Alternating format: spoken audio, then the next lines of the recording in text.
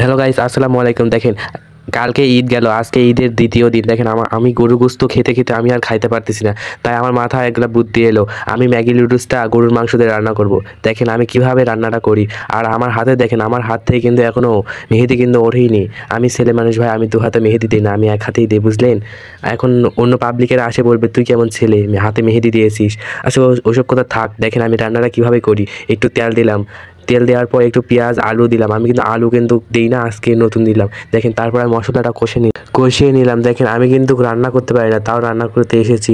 রান্না করতে করতে কিছু কিছু ভুল হয়, প্লিজ কমেন্টে বলে দিও কিন্তু। আর আমি রান্না করতে পারি না, এটা কিন্তু তোমরা সবাই জানো। তার ম্যাগি নুডলসের ভিতরে একটা মশলা থাকে, ওটা মশলাটা ঢেলে দিলাম। দেখেন রান্নাটা করার পর কতটা সুন্দর লোভনীয় লাগতেছে।